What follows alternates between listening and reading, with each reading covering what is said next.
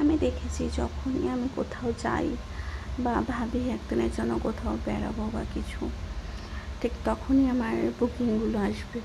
এর জন্য এবার কাজটাকে তো আর না করা যায় না। আর কাজটাকে আমি ভীষণ রকমভাবে ভালোবাসি, আমার এই কাজটাকে। তো যে কারণে আমি আমার যেরকম সিচুয়েশনেই থাকুক না কেন, কখনোই আমি কাজটাকে বারণ করি না বুকিং আসলে। তো হাই এভরিওয়ান, তো তোমরা সবাই কেমন আছো? আশা করছি ভালো আছো, আমিও খুব ভালো আছি। Welcome back to my another video. তো আমার নতুন একটি ভিডিওতে তোমার অনেক অনেক স্বাগত। তো এই যে আমার ব্রাইডের বাড়িতে আমি পৌঁছে গেছিলাম প্রায় 3টে নাগাদ।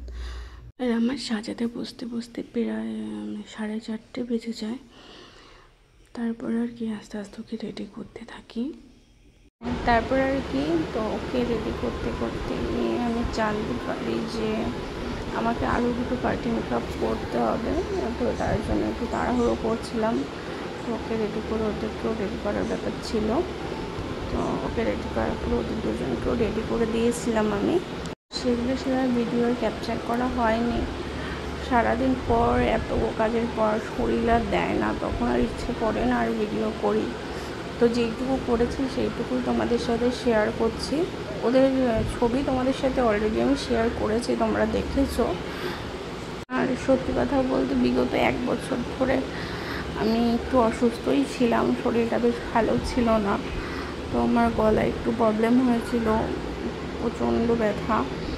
তো সেই কারণে অনেকে মেহেন্দিও পড়তে চাও, আমার কাছে অনেক বুকিং আসে, কিন্তু আমি এখন না করি। হয়তো তোমরা ভাবো যে হয়তো বা আমি ইচ্ছাকৃত পড়াচ্ছি না বা কিছু, সেমন কোনো ব্যাপার নয়। আমার গলায় একটু প্রবলেমের কারণে আমি এখনও পর্যন্ত মেহেন্দিটা স্টপ রেখেছি, মেহেন্দিটা সেমন একটা করি না। তো একটু ভালো হই, গলার প্রবলেমটা জানি না আদৌ আবার মেহেন্দির কাজটা শুরু করতে পারবো কি না, বাড়ি থেকে করতে দেবে কি না। মা খুব বকাবকি করে এখন মেহেন্দির কাজের দিকে গেলেই, কারণ অনেকেই হয়তো আগের বছর স্ট্যাটাসে দেখতে পেরেছিল আমার গলার কন্ডিশন খুবই খারাপ ছিল। আমার মুখটাই পুরো একটা সাইড বেঁকে গেছিলো, পুরো মুখটা একটা সাইডে চলে এসেছিলো। তো বাপাসের, তো সেই কারণে মেহেন্দিটা এখন সেভাবে পরানো হয় না।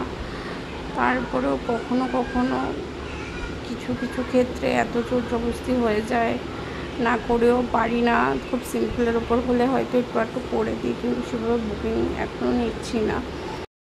তো এই ব্যাপারটা নিয়ে এর জন্যই আমি ক্লিয়ার করলাম। অনেকে হয়তো ভাবে, আমার কাছেরও অনেকে মেহেন্দি করতে চায় আমার কাছে, তো আমি না করে দিই। ওরা হয়তো ভাবে আমি ইচ্ছাকৃত বারণ করছি বা ইচ্ছাকৃত কিছু করছি, সেমন কিছুই না। যদি কখনো আবার সেইভাবে ঠিকঠাক হয়ে যায় গলাটা, তো আবার চেষ্টা করব। বাড়ি থেকে যদি পারমিশন পাই, নয়তো মা খুব মার দেবে, আর আমার মাকে আমি খুব ভয় পাই এখনও। তো সেই কারণে এখনও পর্যন্ত সেভাবে মেহেন্দিটা আমি পড়াচ্ছি না। যখন আবার পড়ানো শুরু করব অবশ্যই তোমাদেরকে আমি জানাবো।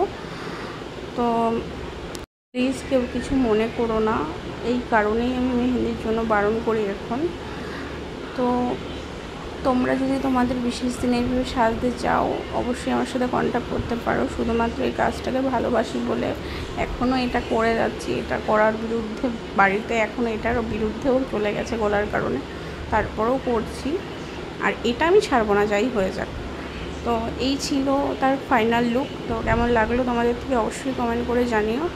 তো আজকের মতো ভিডিওটা এতটুকুই। ততক্ষণ সবাই ভালো থাকবে, সুস্থ থাকবে। আবার দেখা হচ্ছে খুব তাড়াতাড়ি নেক্সট কোনো একটি ভিডিওতে। তো টাটা। আর হ্যাঁ, ওর সাজটা আর ভিডিওটা কেমন লাগলো অবশ্যই কমেন্ট করে জানাতে ভুলবেন। অবশ্যই একটা কমেন্ট করে জানিও কেমন লাগলো।